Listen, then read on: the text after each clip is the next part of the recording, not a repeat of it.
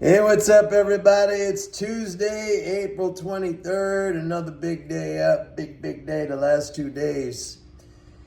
And I'm kind of surprised, I got to be honest, because we're still having this tax drain. 8 consecutive days now. I said last Thursday that it was over, but we had a drain Friday. We had a drain yesterday, Monday. We had a drain, Friday. We had a drain yesterday. So far, the peak to trough tax drain has been 348 billion. So way more than last year, where it was like 305 billion. And I'm surprised because we had 2 strong days back to back. We had yesterday and we had today, and I would not have anticipated that. So, I mean, we're still looking at, and it could have been today, we'll see the data tomorrow, but we're looking at any day now where a resumption of positive net flows. And so we got a Social Security payment tomorrow. That'll be positive. We have the first of the month payments coming up next Wednesday. That's May 1st. That's next week's going to be a big positive net flow week because we got May 1st on Wednesday. Then we have Friday as a Social Security payment. So we're going back up from here.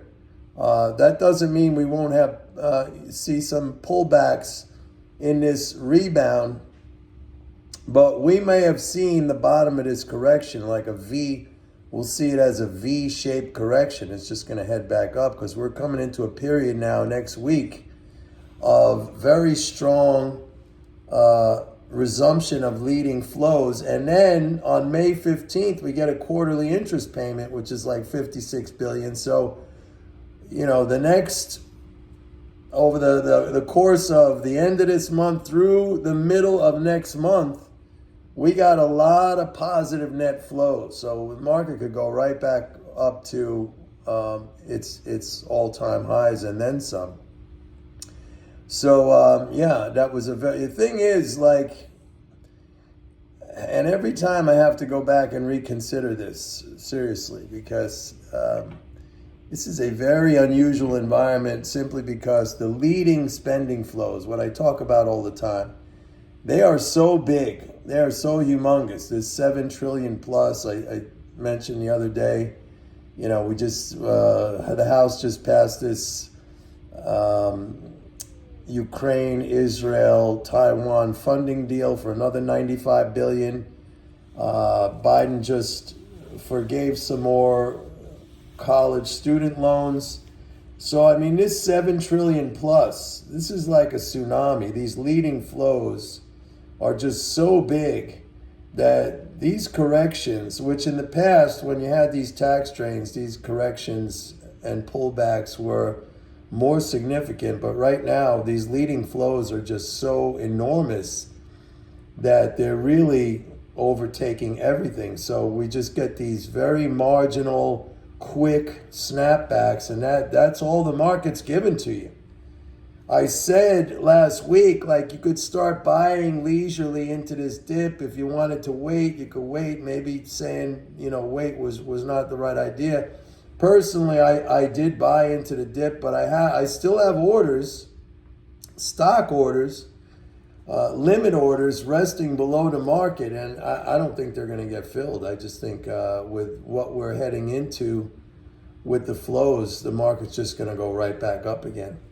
And we're going to have to see much higher levels of extreme bullish sentiment before we could say, or before I could say that, we're ripe for another pullback. Now, June 15th, I'm going out now 2 months or a couple of months. June 15th will be another corporate quarterly tax payment. So it could possibly happen, between May 15th and around June 15th or slightly after June 15th. But I don't know, man. It's just, like I said, it's like a freight train. It's like a tsunami. It's just very, very powerful, and it doesn't give you much opportunity to get in. I'll tell you where there is opportunity right now. If you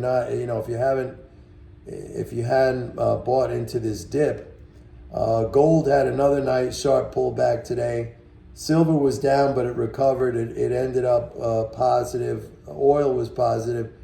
Those three commodities, gold, silver, and oil, they're going to catch up with what the stock market is doing. So there's still, at least from a trading standpoint, if not a broader standpoint, there's still, you could still get in there.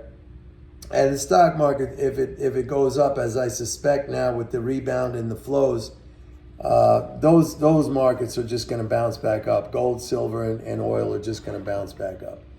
The dollar, I'm still long the dollar. It came off today, but every time it comes off, I sell into that. And one of the big reasons, or the big reason that I'm long the dollar is because the U.S. is now a major net exporter of petroleum. I'm not getting into the whole macroeconomics of that, but that is a positive fundamental, and I don't see that going away anytime soon. As a matter of fact, the trend of that export trend is just rising. It's continually rising. The United States is the largest oil producer in the world. Our exports are going up, and that is a bullish fundamental condition for the dollar. So I don't see that going away anytime soon. And me personally, I'm just long the dollar in Forex markets, and I'm just holding on to that.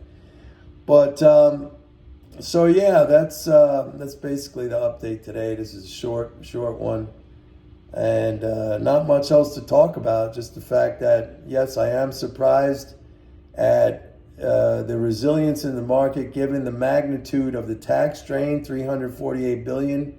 The federal government budget balance for this month is like a $238 billion surplus. I don't know if that's a record, but that is a big surplus, even for the month of April, where we normally see the federal government running a surplus because this is tax month. But 238 billion surplus, that's a net reduction, a net drain in the financial balances of the non-governmental sector, like the economy basically. But it's all going to come back. I mean, the spending is very high. Leading spending flows are very high. Like I said again, tomorrow Social Security payment, next week first of the month payments, another Social Security payment, and then the week after that or 2 weeks after that is a quarterly interest payment. So it's just going to come roaring all the way back in again, or all back in again. So up we go. Here we go. All right, that's it for today. Don't forget, go to my website, pitbulleconomics.com. Sign up for a 30-day free trial of MMT Trader. Bye.